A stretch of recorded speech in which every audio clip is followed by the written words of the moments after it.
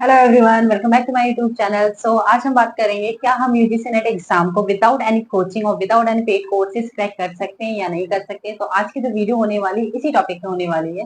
सबसे पहले हम जानते हैं कि यूजीसी नेट एग्जाम है क्या। तो यूजीसी नेट एग्जाम जैसे हम जानते हैं कि एक एलिजिबिलिटी क्राइटेरिया होता है या फिर एलिजिबिलिटी टेस्ट होता है फॉर द असिस्टेंट प्रोफेसर, जो साल में 2 बार होते हैं, जून और दिसंबर में। बट ये चीज भी लेके चलो, कभी एग्जाम कैंसिल हो जाता है, कभी लीक हो जाता है, तो साइकिल आगे पीछे होती रहती है। सेकेंड, इसमें 2 पेपर होते हैं, paper 1 and paper 2। Paper general paper होता है, सबका सेम होता है, सबके जो टॉपिक्स हैं वो सेम आते हैं। सेकंड जो पेपर होता है वो सब्जेक्ट स्पेसिफिक पेपर होते हैं। जैसे मेरा खुद का कॉमर्स है, किसी का इंग्लिश है, किसी का हिंदी का, किसी का पॉलिटिकल साइंस है, सबका अलग अलग होता है।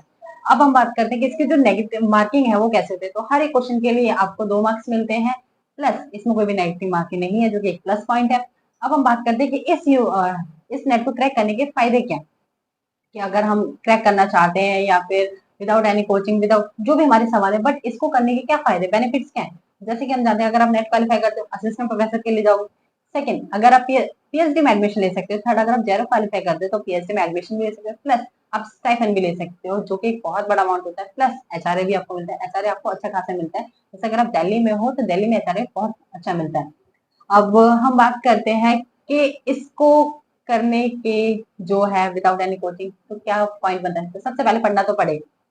सिंपल सी बात है कि अगर आप इन सब फील्ड्स में जा रहे हो, रिसर्च करोगे, आगे पढ़ाना है आपको, कॉलेज में पढ़ाना है, तो पढ़ना तो पड़ेगा, चाहे आप कैसे भी पढ़ो। बट यहाँ बात करें विदाउट एनी कोचिंग, तो विदाउट एनी कोचिंग कैसे पढ़ सकते हो। सबसे पहले अब कुछ लोग ऐसे क्या होते हैं, कुछ कैंडिडेट्स ऐसे होते हैं जो सिर्फ पढ़ना स्टार्ट कर देते हैं टेस्ट लगाना।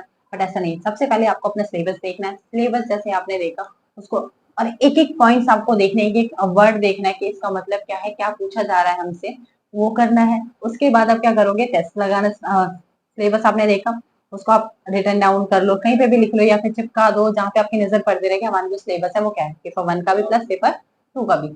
सेकंड थिंग है इसकी, ये आप मत सोचो कि कोई भी चीज है या फिर कोई भी टॉपिक है जो इंटरेस्टिंग नहीं है तो मैं इसको छोड़ दूं। नहीं, ऐसा कुछ नहीं करने हैं, आपको सारे टॉपिक्स कवर करने हैं। भले ही आप उसके कुछ टॉपिक्स छोड़ सकते हो। अब पता कैसे चलेगा कि आपके जो टॉपिक्स हैं कौन से छोड़ने हैं, कौन से नहीं छोड़ने हैं, वो आप करोगे पीवाईक्यू से। जब आप पीवाईक्यू करते हो तो आपका जो दिमाग है वो खुल जाता है कि अरे ये क्वेश्चन भी है, वो क्वेश्चन भी है। तो ये कैसे पता चले, जब आप पीवाईक्यू सॉल्व करोगे। पीवाईक्यू को सॉल्व करते टाइम आपको क्या करना है, आपको अपना दिमाग खोल के रखना है कि इसमें पूछा क्या जा रहा है। जैसे आपने सोचा और क्वेश्चन लगा दिया, बंद कर, आपने नंबर्स देख लिए, इतने आगे, दैट्स इट। ऐसा नहीं करना, उस चीज को एनालाइज करना है कि किस टॉपिक में से, किस यूनिट में से कितने क्वेश्चंस पूछे जा रहे हैं, कैसे क्वेश्चंस पूछे जा रहे हैं, और इससे कैसे क्वेश्चंस बन सकते हैं। ये हो गया। थर्ड इज कि आप बुक रेफर कर सकते हो। जैसे मेरे पास 2-3 बुक्स रखी हुई भी है पीछे, यूजीसी नेट एग्जाम के पेपर 1 और पेपर 2 की, तो आप बुक्स रेफर करो। प्लस बुक्स को पढ़ना स्टार्ट करोगे, हर एक यूनिट, हर एक टॉपिक को आपको पढ़ना है, जो भी आपको लगे कि इंपॉर्टेंट है वो नोट करना है। अब हम बात करते हैं कि नोट्स बनाने हैं आपको। लेकिन नोट्स में भी क्या करना है आपको, वो चीज नोट्स नहीं बनानी, क्योंकि जैसे हम जानते हैं इसमें जो सिलेबस होता है वो ज्यादा जो बेसिक नॉलेज होती है वो 11th 12th ग्रेजुएशन मास्टर्स की होती है। तो अगर आपको जो चीज अच्छे से पता है तो उसके नोट्स मत बनाओ। जितने भी आप नोट्स अपने टिप्स बनाओगे, जितने भी शॉर्ट नोट्स बनाओगे, जो आपको रिवीजन में ज्यादा हेल्प करेंगे और कम टाइम में, जो भी आपके शॉर्ट नोट्स बनेंगे वो थोड़े छोटे बनाने। प्लस जिस भी लैंग्वेज में बनाने, ऐसा नहीं है कि आपको हिंदी बनाने, इंग्लिश बनाने, जिस भी लैंग्वेज में आपको समझ है, कुछ उनके आप क्या कहते हैं बना सकते हो, आइडियाज लगा सकते हो, कि ट्रिक्स लगा सकते हो उनकी, कि अगर आपको याद नहीं होता कुछ भी तो आप उनकी ट्रिक्स बना लो, तो आपको उससे ट्रिगर कर दिया कि हाँ इसमें ये करना होता है, उसमें वो करना होता है। तो अभी हमने जाना सिलेबस देख लिया, पीवाईक्यूज को सबसे ज्यादा एनालाइज किया, फिर उसके बाद क्या था, हमने बुक से पढ़ना स्टार्ट किया, जो भी था उसको हाईलाइट करो और उस चीज को बार बार रिवाइज करते रहो, रिवाइज करते रहो, ताकि जब क्वेश्चन लगाओ, टेस्ट लगाओ, तो आपके दिमाग में वो क्लिक करे वो चीजें कि हाँ मुझे आता है क्वेश्चन, मैंने पढ़ा हुआ है। उसके बाद क्या करना है, सबसे इम्पोर्टेंट चीज, जितना आप हो सको सोशल मीडिया से दूर रहना। क्योंकि इंस्टाग्राम, बहुत सारे ऐसे प्लेटफॉर्म्स है सोशल मीडिया के, जिसका आप थोड़ी देर लगते हो फिर स्क्रॉल करते रहते हो, पूरा टाइम चला जाता है। हाँ, आप अगर आप पे सेल्फ कंट्रोल है कि आप उसको थोड़े टाइम कम यूज कर सकते हो, तो आप तो बिल्कुल कर सकते हो। जैसे मैंने अपने टाइम में सोशल मीडिया को थोड़ा अवॉइड किया था, ताकि मैं अपना सारा का सारा फोकस यहाँ पे देखूं। सेकंड, आपकी खुद की इनर मोटिवेशन। जैसे मोटिवेशन आपको पता है कि मोटिवेशन तो बहुत है, लाइक मॉनिटरी मोटिवेशन बहुत है, लाइक असिस्टेंट प्रोफेसर की सैलरी क्या होती है, बीएससी स्कॉलर्स और बीएससी करने के बाद क्या आपकी सैलरी होने वाली है, तो वो चीज। बट खुद की इनर मोटिवेशन होनी चाहिए कि मुझे पढ़ना है, मुझे ये चीज करनी है। और आप सिर्फ तभी पढ़ पाओगे जब आप उस चीज में इंटरेस्ट लेके आओगे। अगर आप बोरिंग तरीके से पढ़ोगे तो इस एग्जाम को क्रैक नहीं कर पाओगे, सिंपल सी बात है। अगर आप इंटरेस्ट के साथ पढ़ोगे तो आप हर एक चीज पढ़ सकते हो। जैसे फॉर एग्जाम्पल मेरा जो सब्जेक्ट है वो कॉमर्स है, मुझे कॉमर्स पढ़ने में मजा आता है, मैं उसके टॉपिक्स को पढ़ सकती हूँ। लेकिन अगर मुझसे कह दिया जाए कि हायर एजुकेशन पढ़ लो, पीडी पढ़ लो, तो मैं नहीं पढ़ सकती। बट हाँ, मैंने स्टिल ये टॉपिक्स कवर किए थे। क्यों? क्योंकि एग्जाम्स में सही करने थे।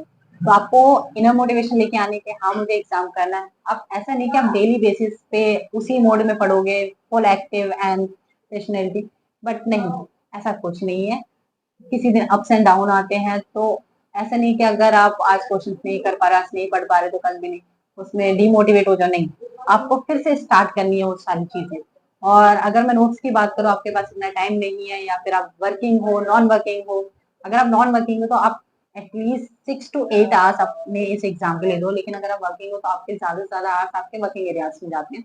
तब आपको क्या करना है, तो आप पेड कोर्स, मैं ये नहीं कह रही पेड कोर्सेज बुरे होते हैं, लेकिन अगर आपको लगता है कि आपको उन्हें नहीं लेना है, तो आप खुद से बहुत सारे ऐसे रिसोर्सेज हैं जहाँ से आप पढ़ सकते हो। प्लस अगर आपको लगता है कि आप नोट्स बनाने में टाइम लगता है, तो आप किसी के फिक्स नोट ले सकते हो, परचेज कर सकते हो, जो कि वो नोट्स सही बनाते हैं, मतलब शॉर्ट्स नोट होते हैं, आप उनसे पढ़ के अपने एग्जाम क्रैक कर सकते हो। और सबसे मेन इंपॉर्टेंट चीज कि आपकी खुद की मोटिवेशन होनी चाहिए इस एग्जाम को क्रैक करने में। क्योंकि आज आपको किसी ने मोटिवेट किया कि ऐसे करना, आज आप तो हो जाओगे, लेकिन कल क्या? तो इसको डेली मोटिवेट रहने के लिए आपको इस एग्जाम को क्रैक करना है। और इस एग्जाम के बहुत सारे बेनिफिट्स हैं, मैंने एक और वीडियो अपलोड कर रखी है अपने यूट्यूब चैनल पे कि what are the benefits of UGC NET exam. And अगर आपको ये वीडियो यूजफुल लगती है, इंफॉर्मेटिव लगती है, तो please like and subscribe my channel. Thank you.